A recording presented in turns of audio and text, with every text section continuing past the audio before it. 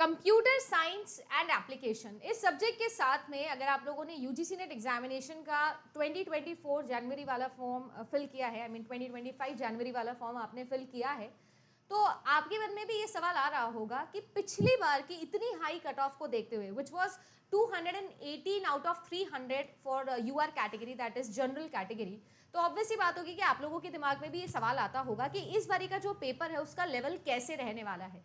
क्या वाकई में जो कंप्यूटर साइंस एंड एप्लीकेशन है उसमें कंपटीशन अचानक से बहुत बढ़ गया है या बहुत ही ज़्यादा टफ पेपर बनने लगा है? तो मैं आप सभी लोगों के लिए लेके आई हूँ ये वीडियो जिसमें मैं आप लोगों से एकदम हार्ट टू हार्ट बात करने वाली हूँ। मेरा नाम अदिति शर्मा है। अगर आप लोग पहली बार मुझे देख रहे हैं तो मैं आपको बता दूं कि मैंने भी जेआरएफ क्वालिफाई किया है। इसके अलावा और भी बहुत सारे कंप्यूटर साइंस डोमेन के गवर्नमेंट एग्जामिनेशन को मैंने क्वालिफाई किया, लाइक एसबीआई एसओ। अभी इस वक्त मैं भी एक गवर्नमेंट पोजीशन होल्ड करती हूँ, गवर्नमेंट टीचर पोजीशन। तो जो भी मैंने एग्जामिनेशन दिए, जितना भी मैंने एनवायरनमेंट देखा है, उन सब में why I choose UGC NET as my field मैं आप लोगों को ये बता सकती हूँ, क्योंकि आई हैव एन एस्पिरेशन कि हम लोग असिस्टेंट प्रोफेसर बनने की तरफ जा रहे हैं, रिसर्च स्कॉलर्स बनने की तरफ जा रहे हैं। और जैसे कि आप लोग जानते हो कि इस वक्त computer science one of the most developed या आप कह सकते हो डेवलपिंग सब्जेक्ट है। सबसे ज़्यादा काम अगर हमारे देश में या वर्ल्ड में कहीं हो रहा है तो वो ऑब्वियस सी बात है वो कंप्यूटर साइंस की फील्ड में हो रहा है। और इसी वजह से रिसर्च डोमेन में या मल्टी डिसिप्लिनरी डोमेन में भी कंप्यूटर साइंस बहुत एक इंपॉर्टेंट रोल प्ले करता है। तो अगर मैं आप लोगों से बात करूं कि क्या वाकई में कंपटीशन बहुत टफ हो गया है, तो द आंसर इज यस। मैंने एक डेटा एनालिसिस आप लोगों के लिए किया है जो मैं आप लोगों को इस वक्त स्क्रीन पे शो भी कर रही हूँ। अगर आप लोग नोटिस करो तो 2023 और 2024 के total number of registered candidates and total number of appeared candidates का एक ग्राफ है जो मैं आपको दिखा रही हूँ।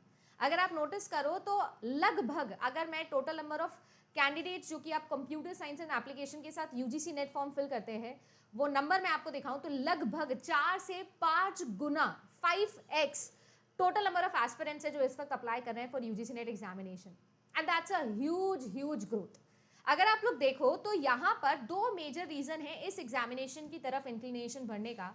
सबसे पहला तो क्योंकि अब 4 ईयर डिग्री और सबसे ज़्यादा 4 ईयर डिग्री कॉमन है आप लोगों की बीटेक वाली डिग्री, तो आपकी बीटेक डिग्रीज जो है वो भी अलाउ कर दी गई है इस एग्जामिनेशन के लिए डायरेक्टली विदाउट एनी मास्टर्स। तो आप सब लोगों का कंपटीशन जो है वो ऑब्वियसली बढ़ जाता है, क्योंकि इंजीनियर्स के हमारे देश में आपको पता ही है कि किसी भी प्रकार से कोई कमी नहीं है। तो बहुत सारे इंजीनियर्स भी होते हैं जो ये फॉर्म को फिल करते हैं, इस एग्जामिनेशन को देते हैं। पिछली बैच में भी मेरे बहुत सारे इंजीनियरिंग दोस्त थे जो इन्होंने ये फॉर्म फिल किया। इवन एक तो हमारे माइक्रोसॉफ्ट के अंदर बहुत सीनियर एम्प्लॉय थे, बहुत अच्छा पैकेज था उनका, स्टिल उन्होंने इस एग्जामिनेशन के लिए फाइट किया। ऐसे बहुत सारे लोग होते हैं जो इस एग्जामिनेशन को फाइट करते हैं। दूसरा जो कंपटीशन बढ़ने का एक बहुत बड़ा रीजन है वो ये है कि इस एग्जामिनेशन के थ्रू अब डायरेक्टली पीएचडी एंट्रेंसेस होने लग गए हैं और इस एग्जामिनेशन के थ्रू बहुत अच्छी लाइफस्टाइल वाली जॉब जो है वो स्टूडेंट अभी क्रेव करने लग गया है किसी भी एस्पिरेंट्स के लिए। और स्पेशली हम कंप्यूटर साइंस की फील्ड से, मैंने भी मल्टीनेशनल कंपनी में काम किया है, तो हमें पता होता है कि वहाँ का वो जो कॉर्पोरेट सेक्टर का जो लाइफस्टाइल होता है वो हर किसी को रास नहीं आता है। जिसको रास आता है उसे बहुत अच्छा रास आता है और जैसे नहीं अच्छा लगता है उसे बिल्कुल ही नहीं अच्छा लगता है। और ऑब्वियसली बात है कि वो एक स्टेबिलिटी वाली लाइफ, वो एक लाइफस्टाइल इंप्रूवमेंट की तरफ जाना चाहता है जहाँ पर उसके पास में हमेशा कुछ ना कुछ एक्सपीरियंस गेन करने का मौका हो। Not everybody is thinking about packages, and when we talk about packages also, तो असिस्टेंट प्रोफेसर की स्टार्टिंग सैलरी लगभग ₹1,00,000 महीना से होती है, तो ये कोई कम आपका पैकेज वैसे भी नहीं होता है। सो ये हो गया, या रिसर्च डोमेन में आपका इंटरेस्ट हो गया, रिसर्च स्कॉलरशिप में, फॉरेन स्टडीज़ में, अब्रॉड यूनिवर्सिटीज़ के साथ में टाइप्स में, ये सब चीज़ें बहुत ज़्यादा इंटरेस्टिंग हो गई है आज के टाइम पे। और हमारे देश में भी रिसर्च को लेकर बहुत काम होने लग गया है। तो इन सब चीज़ों को लेकर यस, कंपटीशन आप लोगों के कंप्यूटर साइंस एंड एप्लीकेशन में काफ़ी बढ़ गया है। तो ये बात तो बिल्कुल सही है कि इस बार भी जनवरी के अंदर आप लोगों को अच्छा खासा कंपटीशन देखने मिलेगा when I talk about number of people.